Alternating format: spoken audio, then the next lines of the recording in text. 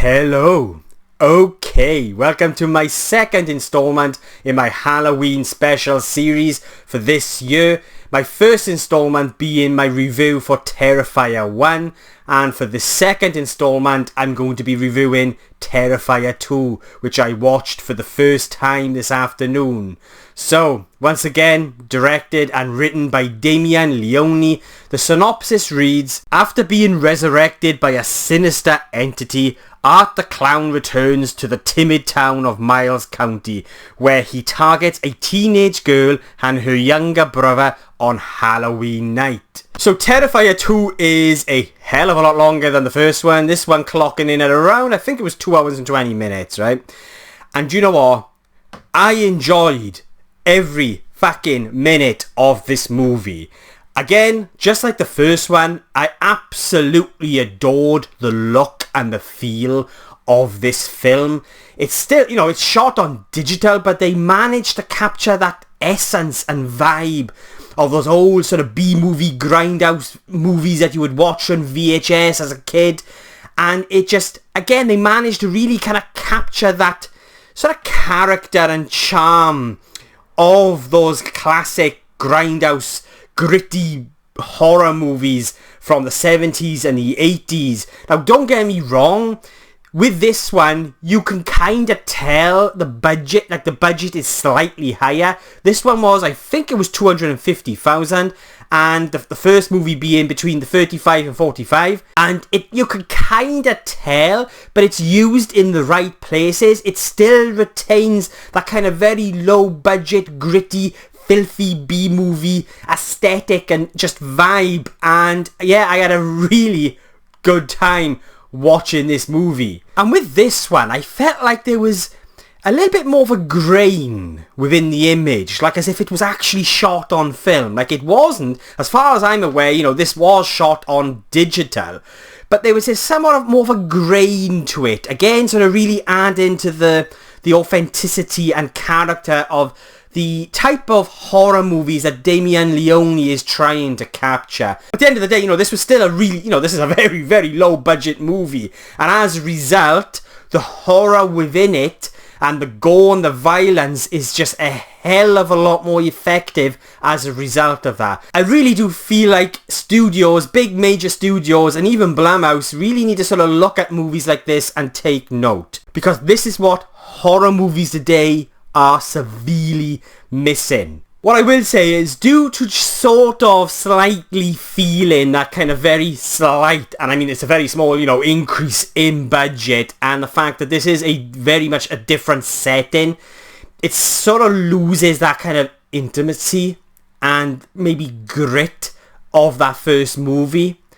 And so as a result, it's perhaps missing a little bit of that atmosphere and tension that the first movie had. And I feel like a lot of that tension is somewhat lost in sort of maybe the duration of the movie, even though, I'll be honest with you, that 2 hours and 18 minutes really didn't bother me that much at all. I think I was enjoying myself so much. I do feel like due to sort of the setting of this particular story, and just due to the fact that I could sense, having just watched that first movie, you could really sort of see the difference in that slight sort of change in sort of, that higher production value. It just somewhat lost a little smidgen of that intimacy, and as a result, the atmosphere and grit of the first one. But that is a very, very minor gripe from me, because, like I said, this experience was just fucking yeah. So yeah, let's just talk about the special effects here, the makeup, the practical effects. Again, Damien Leone, who does it all himself, knocks it out of the park. Like, I just found myself captivated by how he was bringing these moments of horror with the gore and the violence to life. Again, with the editing, a very smart move here with the editing by cutting away at the right moments. Though I feel like he pushes it, he dials it up a little bit here in terms of sort of how far they go with the violence. Now, don't get me wrong, it's pretty fucking brutal in the first movie, but there are moments here where I literally had to look away from the screen and I just shouted, "Fucking hell!"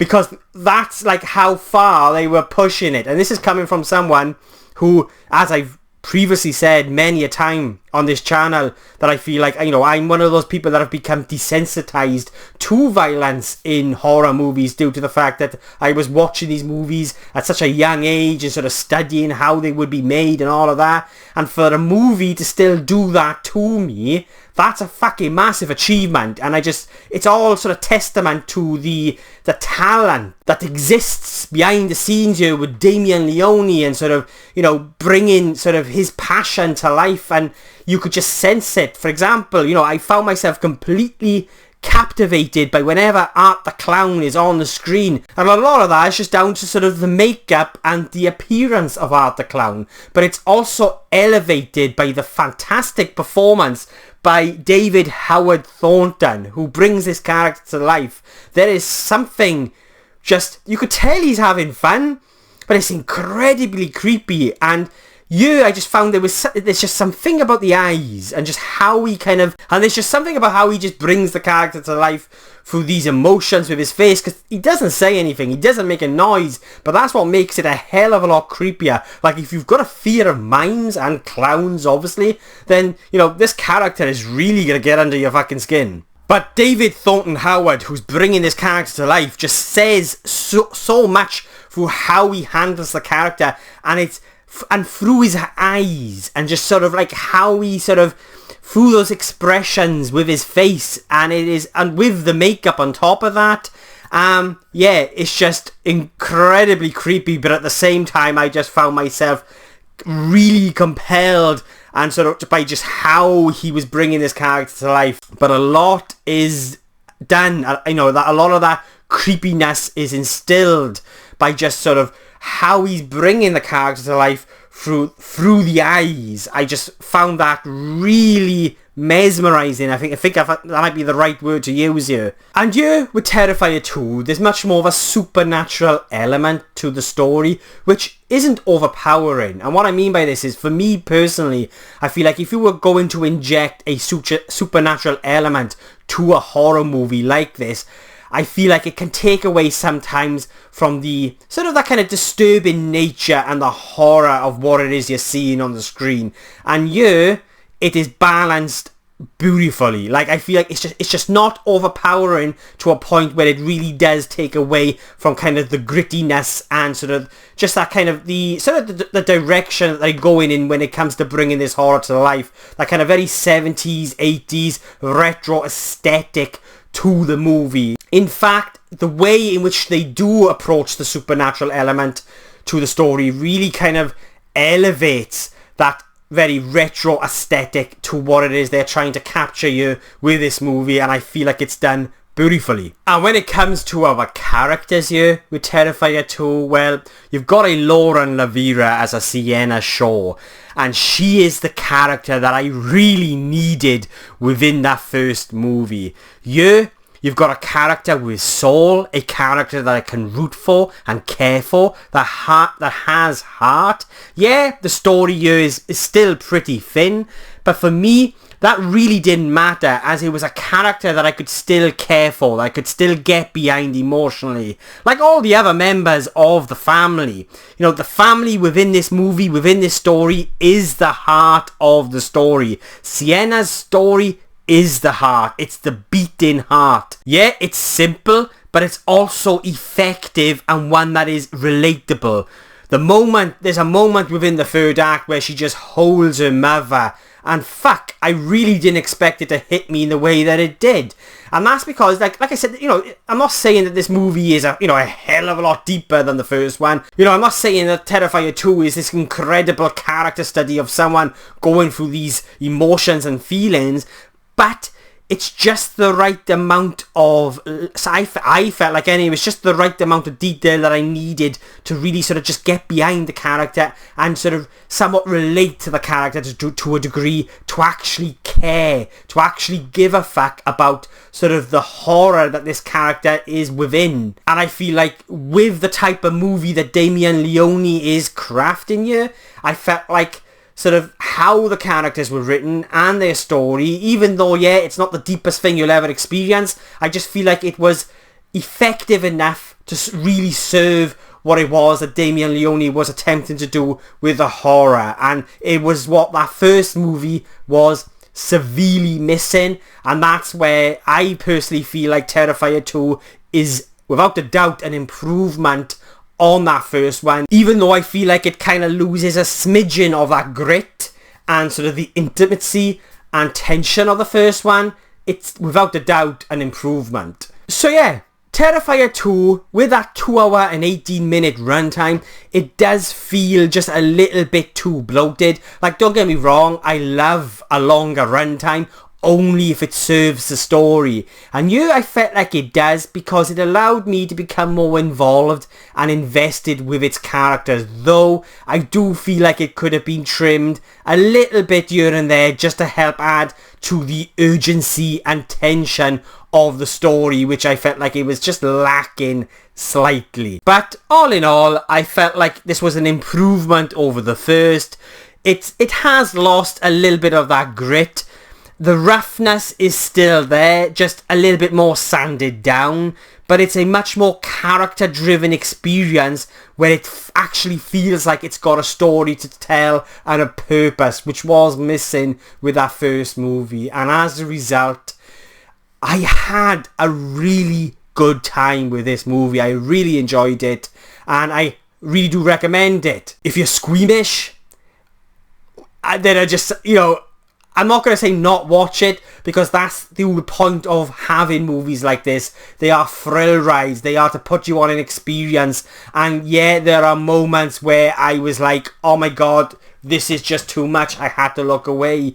And a lot of that is testament to the talent and the craftsmanship that goes on behind bringing this movie to life. With, you've got Damien Leone here, who is clearly passionate about a certain era in horror movies, and I feel like he captures the essence of those type of horror movies beautifully. So yeah, they're my thoughts on Terrifier 2, and I will be giving Terrifier 2 a 7.5 out of 10.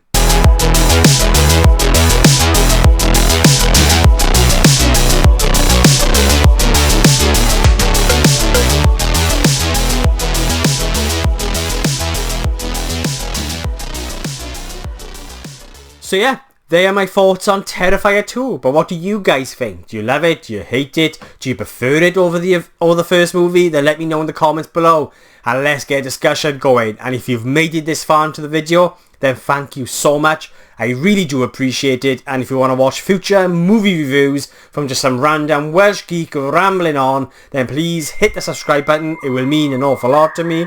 My third and final installment in my Halloween special for this year will be for Terrifier 3. I'm a little bit late in sort of catching it at the cinema. I'm going to catch it tomorrow, and I'll have a review up for it by the weekend, as well as Venom, The Last Dance. I'll also be catching Venom over the next couple of days. Like I said, I'm a little bit late, I'm a little bit delayed, but the reviews are coming. And yeah, just a big thank you again for everyone that have connected with the channel, whether it be likes, dislikes, subscribing. It means an awful lot. I'm hoping to hit 500 by the end of the year. I'm not sure if I'm going to do it, but it still overwhelms me that so many of you, over 400 now, still actually want to follow just some random Welsh geek who ramble on about film and TV. But I absolutely love doing this. I love sharing my passion, that is film, and with like-minded people. So yeah, a big thank you. It's Halloween tomorrow, so I wish you all a happy Halloween. I absolutely love Halloween.